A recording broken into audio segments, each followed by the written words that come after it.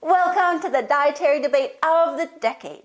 We're taking a deep dive into the world of low carb and low fat diets. Get ready to uncover the nuances, explore the history, and discover, is one really better than the other? What do you think, Nutmeg? It's Doctora Victoria and George. Before we delve into the details, I want to clarify our focus. We're not addressing the quality of macronutrients such as refined sugars, ultra-processed foods, or saturated fats. Instead, we're shining a spotlight on the often debated macronutrient quantity and its potential impacts. Our primary objective today is to dismantle the idea that either a low-carb or low-fat diet is a universal solution for the prevention or treatment of obesity or more effective weight loss. We're also going to debunk the notion that there's a one-size-fits-all approach to dieting.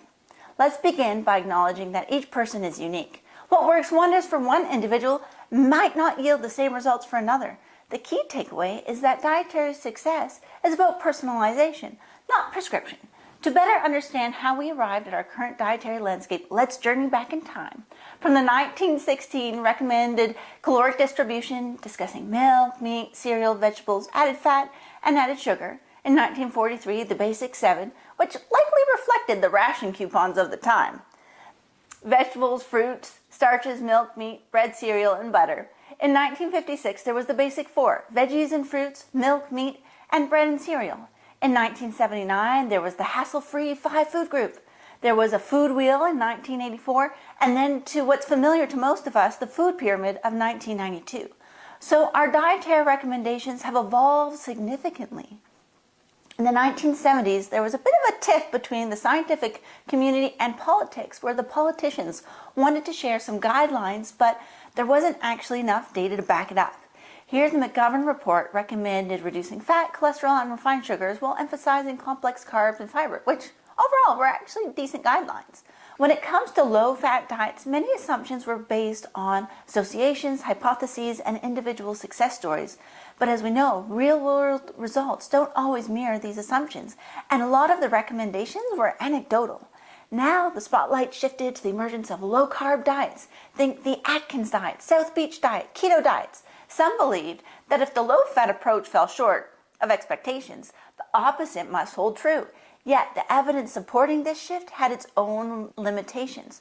The truth is that both low-carb and low-fat diets were constructed on assumptions rather than robust scientific evidence. So let's look into some of the results from major studies and to unravel the mysteries of low-carb versus low-fat diets. A fundamental question arose. Does energy expenditure vary significantly between these two diets?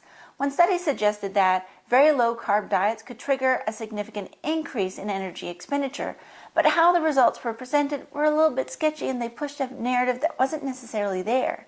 The evidence seems to indicate that adherence and attrition rates, that's the number of people who stay on the diet once the study begins, think the dropout rate, don't differ substantially between low-carb and low-fat diets.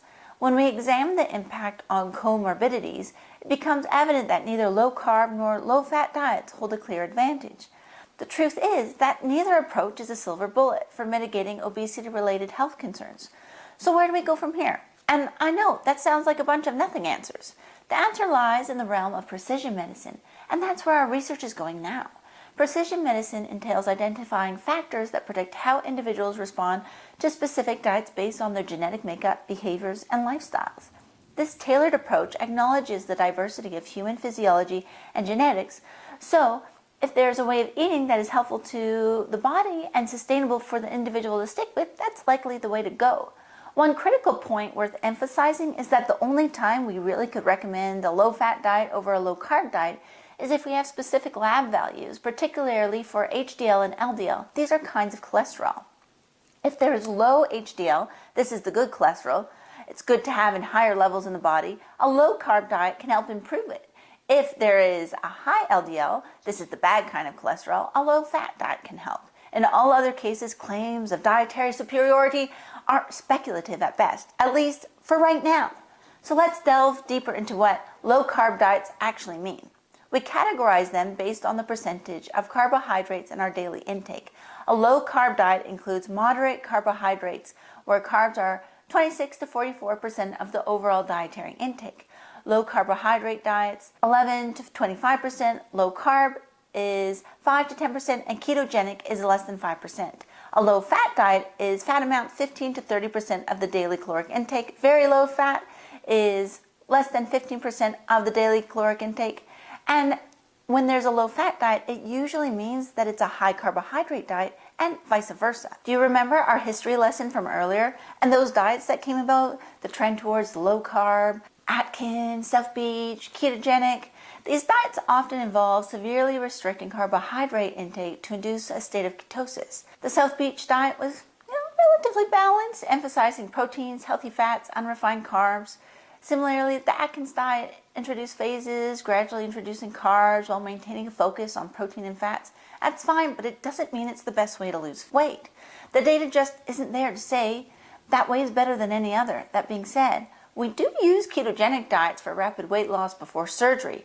If someone has a body mass index that is so high that surgery is dangerous, doing a ketogenic diet, a strict one, can help them lose weight. However, it is a difficult diet to maintain long term and may not necessarily be sustainable due to the ease of compliance. But also, there's an environmental factor and how the high protein diet relies heavily on animal-based products.